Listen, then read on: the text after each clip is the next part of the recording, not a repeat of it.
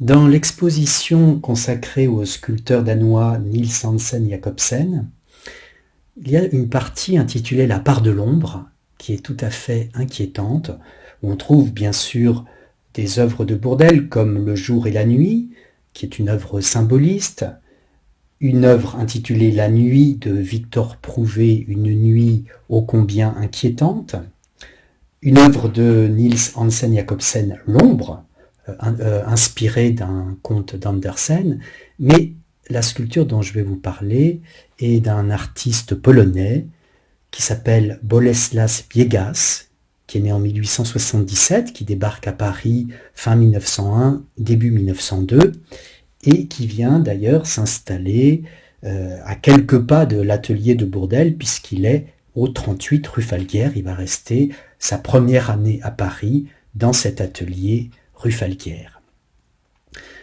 Le bas-relief en bronze de forme pyramidale représente donc son compatriote, le musicien polonais Frédéric Chopin, qui est assis au piano, les doigts sur les touches du piano. Si on regarde bien attentivement, ce ne sont pas des touches, ce sont des doigts qui ont l'air de se mouvoir eux-mêmes. Il est entouré de figures inquiétantes, de personnages cauchemardesques, qui ont la bouche ouverte, qui sont dans des attitudes d'effroi et qui l'entourent, comme une atmosphère, l'atmosphère de sa musique, une atmosphère peut-être nocturne. On pense effectivement aux nocturnes de Chopin.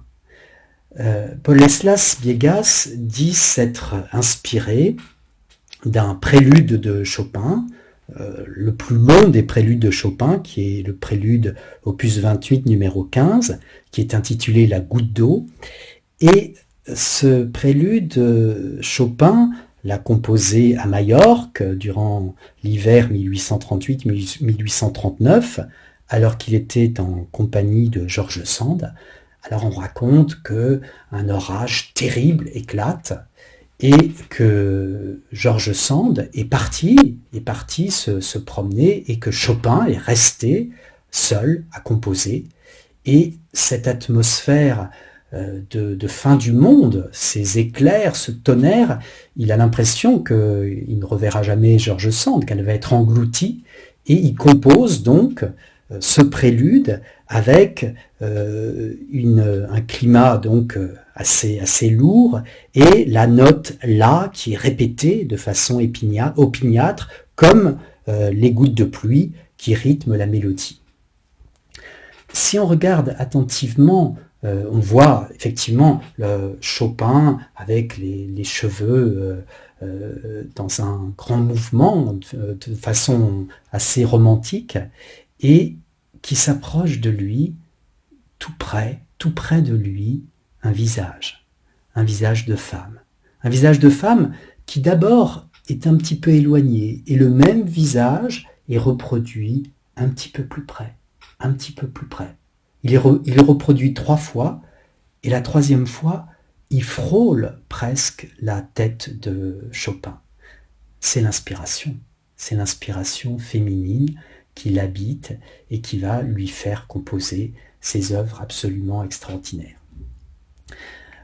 Bolesław Biegas, qui est présent également dans la dernière partie de l'exposition avec une œuvre tout à fait surprenante qui s'appelle Le Sphinx, qui date de 1902, est un artiste qui est souvent habité de choses très symboliques, et c'est pour ça qu'il a tout à fait sa place dans cette exposition. Il fraye volontiers avec l'occultisme, lui aussi, et c'est un tempérament méditatif, on peut dire presque morbide.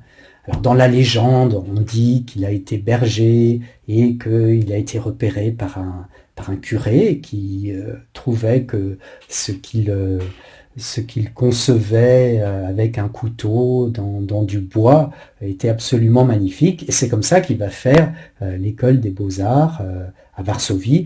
Assez peu de temps, il commence en 1896 et il en est exclu en 1901 parce que il ne veut pas rentrer dans la norme de l'école des beaux-arts. C'est un esprit rebelle et il le restera toute sa vie.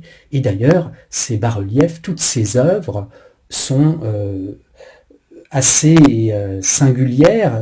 Lorsqu'il présente ce bas-relief de Chopin au Salon national des beaux-arts en 1902, il n'est pas retenu. Par contre, il est exposé la même année au Salon des Indépendants, et là, il jouit d'un succès tout à fait mérité. On entend presque Chopin en train de jouer du piano.